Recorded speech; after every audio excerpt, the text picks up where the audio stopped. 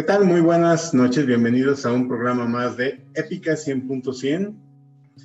Esta iniciativa que fue creada hace un año bajo la dirección de la doctora Adriana García para de alguna forma entender y buscar la manera como los docentes podían expresarnos cómo se sentían durante la época de confinamiento, los primeros 100 días de confinamiento, que de alguna forma fueron los más complicados que vivimos a lo largo de todo el 2020. El día de hoy tenemos con nosotros a una guerrera épica que es la doctora Viridiana Limón Salazar. Doctora, bienvenida, qué placer tenerla por aquí. Muchas gracias, buenas tardes, igualmente, un placer. Muchas gracias. La doctora Viridiana se encuentra en la ciudad de Oaxaca. Ella desde allá nos envió su narrativa hace un año con respecto de la contingencia que estábamos viviendo precisamente. La verdad es que es una narrativa muy cálida, muy cercana, muy intensa. Comentábamos un poquito antes de entrar ahorita al aire. Doctora, platícanos un poquito. ¿Cómo es que usted decide escribir para Épica 100.100? Pues muy bien. Primero porque soy docente UNISAND Oaxaca. Con mucho orgullo formo parte de esta gran familia. Y cuando llegó la convocatoria, estaba yo dando justamente un curso de posgrado en UNISAND. Y pues alenté a los maestrantes a que escribieran, ya que es un ejercicio importante, como todo maestrante, alguien que esté en un posgrado, implica el ejercicio académico de escribir, de publicar. Y qué mejor que en esta oportunidad, pero también yo me vi, y bueno, yo ¿por qué no escribo también? También tengo historias que contar, ¿no? Vaya. Entonces, sí, cuando revisé la diversidad narrativa, pues elegí justamente la vivencia muy personal en cuanto a mis emociones. Es por eso que me animé. De alguna forma, uno lee su narrativa y uno se da cuenta de que les pegó bastante fuerte. Esto fue un impacto muy fuerte para ustedes. ¿Qué se sentía en aquel momento? Pues bastante incertidumbre y que realmente no importaban los títulos. En ese momento y el contexto de la pandemia, realmente los títulos pasan a segundo término. Creo que esta parte del humanismo, de la persona humana, que es lo que justamente la educación nos da, salió a la luz, ¿no? Resaltó en alumnos de todo nivel, en maestros de todo nivel, y salimos las personas humanas, ¿no? Pareciera un pleonasmo hablar de persona humana, pero no. Desde el punto de vista de la educación, justamente la persona se humaniza a través del proceso formativo. ¿Qué es lo que en su momento o les implicaba un reto para ustedes? Las tecnologías, ¿qué otras cosas eran el reto para ustedes? El contexto en Oaxaca, ¿no? Realmente Oaxaca es un estado sui generis porque presenta todo tipo de geografía. Además, una gran riqueza cultural, también una gran riqueza geográfica. Y en ese sentido, bueno, pues también se vislumbró las condiciones en que los maestros, que en este caso, aunque yo soy maestra, tengo como alumnos a maestrantes, a doctorantes, y ahí también me enseñaron este mundo en donde el contexto es nada favorable, ¿no? Entonces, a pesar de, seguían tratando de estudiar, seguían siendo guerreros, ¿no? De no dejar el posgrado y de dar la cara con sus alumnos a la vez. Maestra, ¿qué asignaturas da usted y a qué nivel? Bueno, trabajo licenciatura, maestría y doctorado. Me he especializado en investigación educativa con la línea de interculturalidad crítica. trabajando con comunidades afrodescendientes y con grupos indígenas desde una perspectiva de la didáctica crítica. Estamos hablando que usted está sumamente sensibilizada. ¿Cómo pegó en estas comunidades que, bueno, pues como usted bien dice, no están tan desarrolladas y están bastante limitadas en cuanto a lo que es el tema de comunicaciones, de tecnología, etcétera, ¿no? Así es. Sí, bueno, tuve experiencias con mis alumnos. El mundo de la academia, podemos hablar cuestiones teóricas y demás, ¿no? Pero ya cuando observé en el contexto de la pandemia, por ejemplo, educación ubicua, ¿no? Realmente la ubicuidad del aprendizaje lo vivimos. Teóricamente hablamos de las tecnologías, ubicuidad es movimiento de las tecnologías. Y lo vi de tal manera que tuve alumnos debajo de un árbol en esa ubicuidad, porque en ese árbol llegaba la señal. Tuve alumnos que estaban arriba del monte, porque ahí llegaba la señal, ¿no? Entonces, toda esta cuestión teórica que nos adorna mucho con estos títulos, bueno, por eso digo, queda a un lado esto, ¿no? O sea, sale a relucir estas ganas de aprender y de enfrentar este gran desafío que, bueno, lastimosamente seguimos pues tratando de vencer, ¿no? Que es la pandemia. ¿Nos rebasó en distintos aspectos la pandemia? Así es, definitivamente, en todos. Y fue la humanidad entera, ¿no? Doctora, ¿cómo es que de alguna forma sus alumnos comienzan a trabajar con usted? ¿De qué maneras? A trabajar en el sentido... Bueno, para poder generar esta comunicación a distancia, viendo que están así, imagino que fue una especie de shock el momento de decir, oigan, pues tenemos que ajustarnos ahora a esta nueva tecnología. ¿Y cómo es que ellos lo reciben? ¿Cómo es que se sienten? Sí, bueno, ante todo, aplicar los principios de empatía. El humanismo, definitivamente, la educación nos permite tener diversas miradas paradigmáticas. Sin embargo, este sentido de la comprensión de la empatía más la comprensión de la otredad implica el sentido de que el otro es yo porque yo soy el otro. Yo me veo en el reflejo del otro, pero el otro también en mí. Y en esta condición, poder comprender a través de un diálogo, de una comunicación, pero también jugaron parte importante las autoridades, porque las autoridades también facilitaron todo este proceso.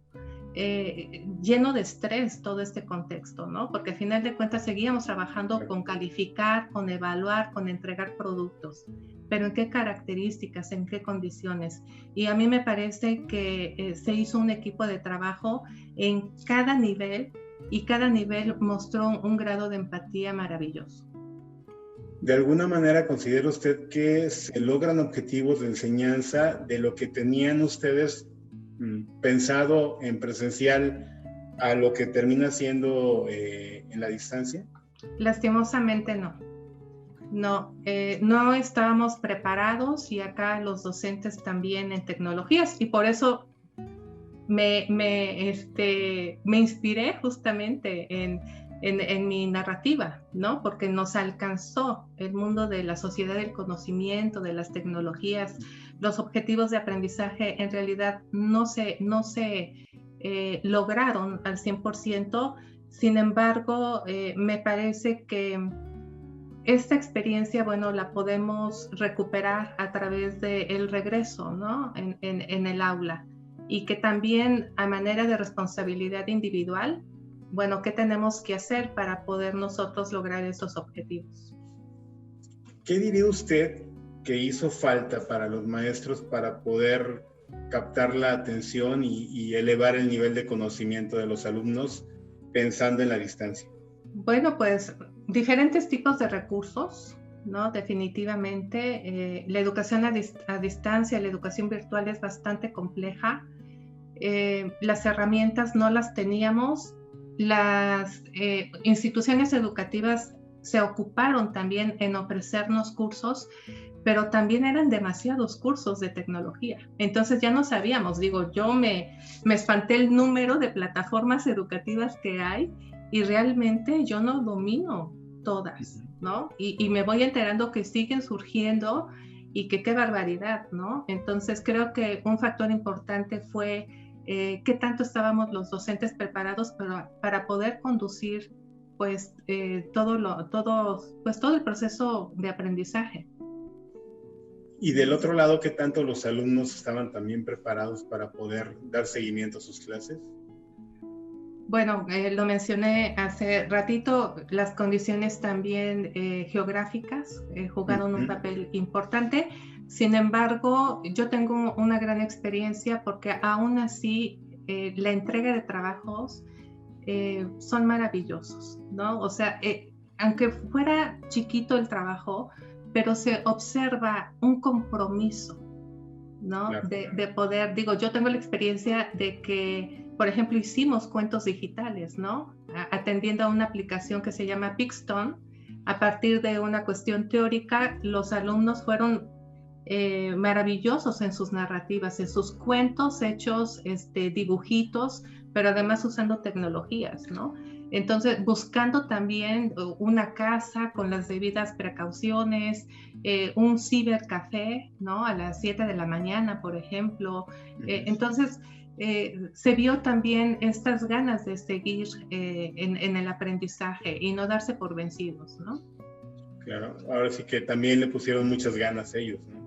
Así es, sí. Estamos volviendo otra vez a las clases presenciales poco a poco. ¿Con qué se quedaría usted de todo lo que se vivió, de todo lo que se estuvo trabajando, de que se pueda moldear el sistema educativo, de cómo era a cómo es ahora? ¿Qué le pondría, qué le sumaría o qué de plano no, o qué le quitaría ya definitivamente? Bueno, le quitaría definitivamente la mirada muchas veces del docente con prácticas didácticas tradicionales. Abonaría a la sensibilidad de ver con otra mirada también a nuestros alumnos y a nosotros mismos, hasta qué alcance. Abonaría también a el dominio y a la posibilidad de seguir trabajando a distancia con diversas plataformas que, bueno, realmente tienen una gran posibilidad, ¿no? de alcance. Hay mucha creatividad también, ¿no? Y está demostrado por los productos que al menos mis alumnos hicieron. Doctora, platíquenos, estamos entrando en el tema de plataformas. Le escucho ya a usted muy bien informada, muy enterada, ya como muy adaptada a las nuevas plataformas. Platíquenos un poquito mejor dicho, léanos su narrativa para también entender cómo fue este principio, por favor. Muy bien, entonces voy a dar lectura. Sí, pero no estoy tan informada, ¿no? Hay muchas plataformas. No, pero ya se le escucha mucho más de cómo nos platicaba en su narrativa, cómo estaba la situación, ya. Sí, ya en sí. Dominio. Hay dominio, ya. Fue un deber, ¿verdad? Así es. Mi narrativa se llama Transfiguraciones de mi yo docente. Para mi guerrera, mi gran maestra de vida. Y de pronto empecé a sentir cómo mi cara cambiaba. Los ojos empezaron a abrirse. Sentí cómo se fruncía el entrecejo. La boca se desdibujaba hacia abajo, con una honda profunda. El corazón empezó a latir cada vez más fuerte. Mi respiración se aceleraba y hasta me empecé a sentir mareada. Todo ello porque oía que había un virus muy peligroso llamado COVID-19 y que la pandemia avanzaba a pasos agigantados. Escuchaba que las autoridades educativas daban la noticia de que las clases se darían por internet. Ahora sé que se referían a la modalidad a distancia.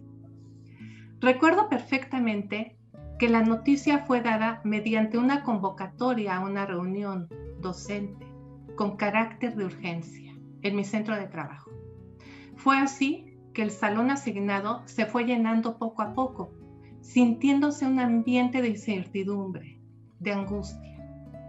Me senté en un mesabanco ubicado en el centro, en la parte de atrás del salón. Ahí podía ver todo el panorama en donde veía a mis colegas. Sus caras hablaban más que las palabras. Ojos de asombro, de preocupación. Se oía también un ligero murmullo mientras esperábamos al director, quien llegó a los 5 minutos. Todos guardamos silencio, pero con un halo de desesperación para escuchar lo que temíamos. Confirmó que las clases presenciales se suspendían y que a partir del 16 de marzo iniciaríamos a distancia, con planeaciones ajustadas a esa modalidad, y cuya fecha de plazo para la entrega eran los siguientes 5 días. Las intervenciones de algunos de mis compañeros me empezaron a angustiar aún más, pues hablaban con un lenguaje técnico que yo no entendía, ya que lo desconocía, aunque sí lo había escuchado en los cursos de capacitación docente. Hablaban y preguntaban, ¿y cuál es la plataforma que se va a ocupar? Classroom, Blackboard.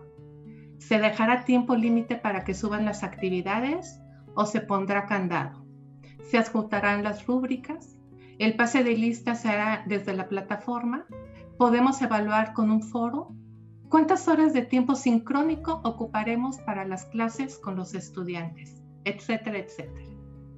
Y nuevamente sentí otra desfiguración en mi cara, mientras hacía un diálogo intrapsíquico conmigo misma. Me preguntaba espantadísima, ¿de qué hablan? ¿Qué es todo esto? ¿A qué se refieren? Dios mío, ayúdame. ¿Cómo le voy a hacer? ¿Cómo daré mis clases? Si no sé de las tecnologías, ¿qué voy a hacer? Y me empecé a hacer chiquita, y eso que soy de talla grande. Pero yo me sentía chiquita. Me empecé a consumir en mi propio asiento. Los hombros se encogieron, mis ojos miraron hacia abajo, viendo mis manos que estaban muy inquietas. La doctora en educación, con casi 17 años de experiencia como docente, estaba aterrada de no dominar las tecnologías de la comunicación, mucho menos las especializadas en las tecnologías educativas. Aterrada también por no comprender el lenguaje especializado en estos terrenos lingüísticos.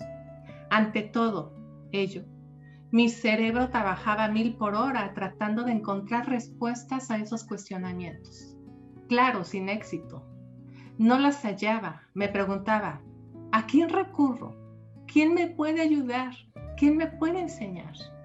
Evocaba en ese momento el tiempo perdido cuando pude aprovechar el curso de uso de la plataforma Moodle que ofrecía mi centro de trabajo hace 2 años. Me sentía tan arrepentida y desesperada. De pronto, escuché una voz conocida. Una querida compañera docente se dirigió al escritorio con su laptop, intercambió unas palabras con el director y empezó a proyectar la plataforma Moodle. Se dirigió hacia nosotros para explicar cómo funcionaba, usando un lenguaje que francamente yo no entendía, situación que me angustió más. Llegué a pensar que tal vez usando el WhatsApp podría dar mis clases, sabiendo de antemano que sería una opción muy remota. Conforme mi colega iba hablando con términos más sofisticados para mí, me iba angustiando más, de tal forma que ya no entendía nada. Me empecé a marear por la angustia, pero de repente una voz determinante, la del director, dijo: maestros, pues a trabajar y ánimo. Estaremos en contacto.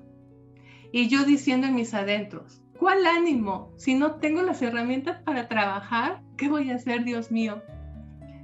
Llegando a casa, me puse a investigar en un tutorial cómo funcionaba el famoso Moodle.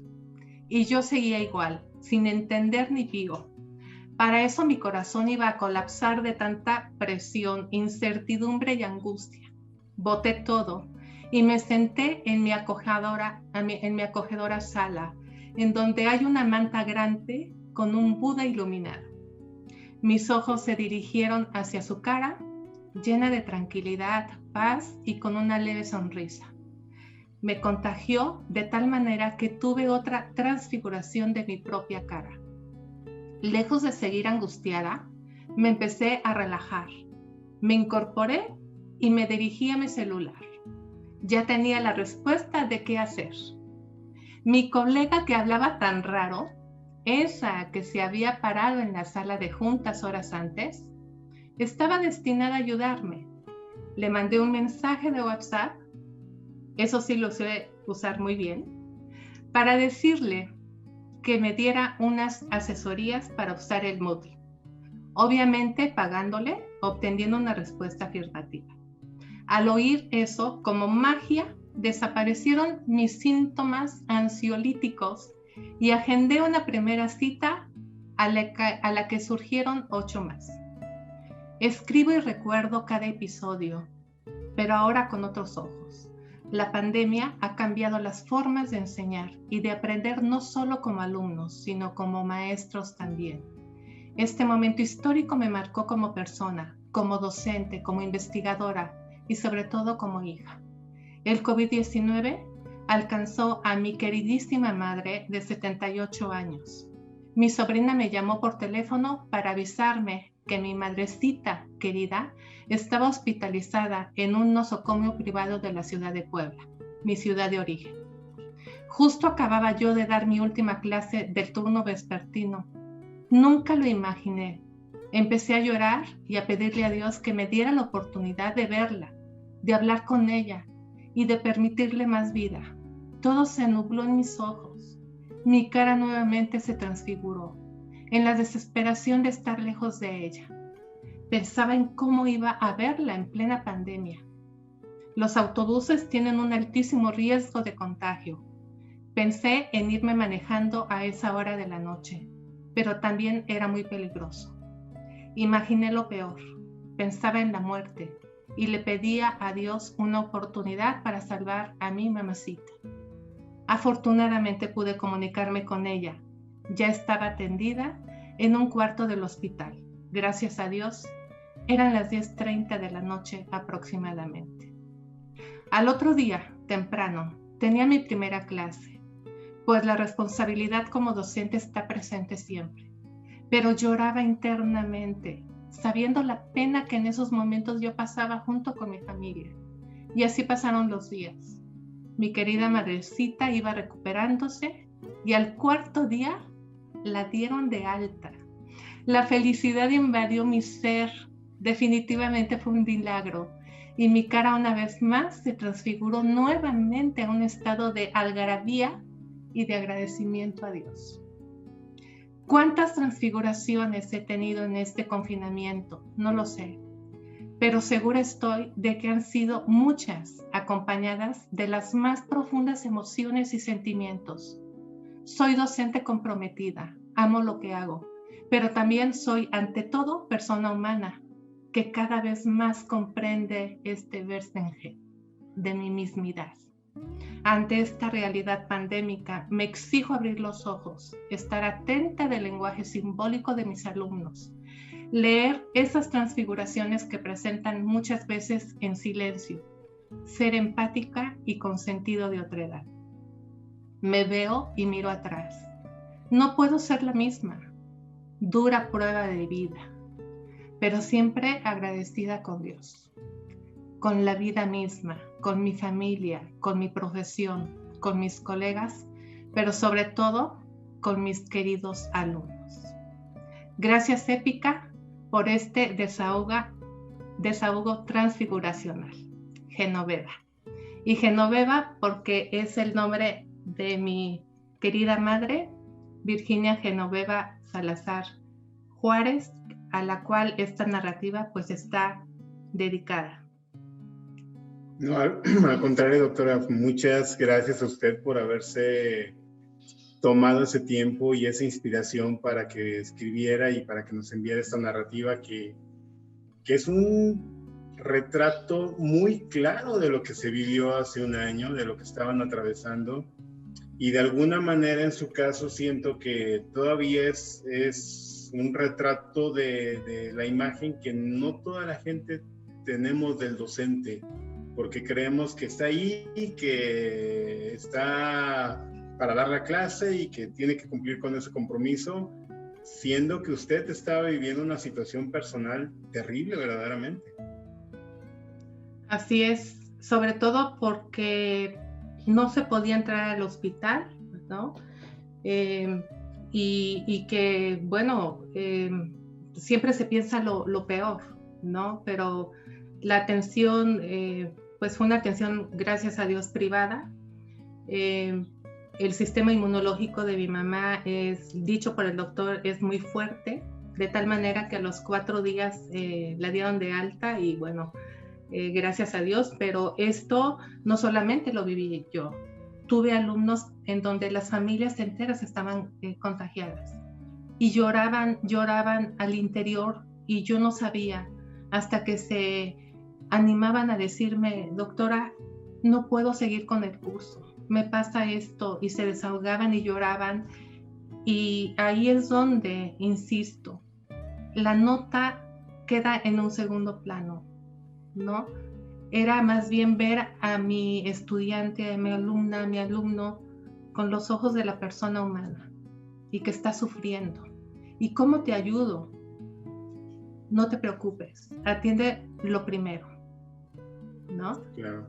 Y fueron muchos alumnos, algunos con pérdidas, lastimosamente, y bueno, pues es históricamente esto nos ha tocado a todos, a toda la humanidad, y bueno, pues creo que esta mirada de sensibilidad la debemos llevar como bandera ahora que regresemos a las aulas, ¿no? Que no se pierda. Exacto. Que no se pierda, que se mantenga esa persona humana, como usted bien dice, porque bueno, sí somos personas, pero muchas veces nos falta mucha humanidad, mucho humanismo para estar así en contacto y creo que eso es lo que esto podemos rescatar dentro de lo complicado y lo malo que ha sido la pandemia. Creo que el lado humano es lo único que nos queda por rescatar y por potenciar, por llevar más allá, ¿no? Así es, y bueno, estamos, parece ser que ya próximos a regresar, entonces, bueno, pues seguirnos cuidando, ¿no? Pues muchísima suerte en este regreso y le agradezco nuevamente, le reitero nuestro agradecimiento de parte de Ética 100.100 por esta narrativa muy emotiva, sumamente emotiva, una felicitación realmente. Gracias. Y para usted, finalmente, ¿qué representa estar entre los 100 autores que se van a publicar y que van a quedar como un legado? ¿Qué se siente? Ay, una gran felicidad porque en el contexto en la cual yo escribí esta narrativa no eran los mejores momentos. Pero estoy muy agradecida con ustedes, con Unisan, con Épica, porque es un proyecto maravilloso. O sea, ustedes tuvieron este cuidado de como este apapacho para nosotros. Ustedes pensaron en nosotros los docentes. Es un gran proyecto maravilloso que merece todo el reconocimiento y que si bien yo animé a mis alumnos, que por cierto quedaron algunos de ellos también. Ah, qué bueno. Sí, yo honestamente primero era como el tributo a mi madre por esa condición y después dije, si quedo, está muy padre, ¿no? Pero cuando me notifican que quedó, dije, ¿qué? Me generó una gran alegría. Sí, tan maravillosa su narrativa, tenía que estar aquí, definitivamente. Ay, pues muchas gracias. Me quedo muy contenta, muy satisfecha. Tenía un año que no leía, ¿eh? Apenas la volví a leer. Y ¿Qué se recuerdo siente? y me emociono, y en un momento otra transfiguración, diferente ahora, ¿no? Pero fue una experiencia, ha sido una experiencia muy bonita, reconfortante, con ustedes, Épica, la editorial Unisan. Me siento sumamente cobijada. He seguido las entrevistas que han hecho, este video que también hicieron respecto al Día del Maestro, la Ah, historia. O sea, gracias, gracias. la verdad es que se han preocupado por nosotros, preocupado y ocupado, ¿no? Entonces me quedo muy contenta, muy feliz y muy agradecida. Muchas gracias. No, al contrario, muchísimas gracias por sus palabras y los agradecidos somos nosotros porque nos están dando una parte de todo lo grande que ustedes son y se los agradecemos muchísimo, en verdad. Muchas, muchas gracias. A ustedes. Pues maestra, le agradezco su atención, su participación y también al público les agradezco mucho que hayan estado el día de hoy con nosotros. El día de mañana tenemos un capítulo también muy interesante de Épica 100.100. Los esperamos. Suscríbanse por favor para que les llegue la información, les llegue el aviso de que ya vamos a lanzar algo nuevo también de parte de Épica 100.100. Ya pronto lo van a ver. Muchas gracias, muy buenas noches. Que descansen. Gracias.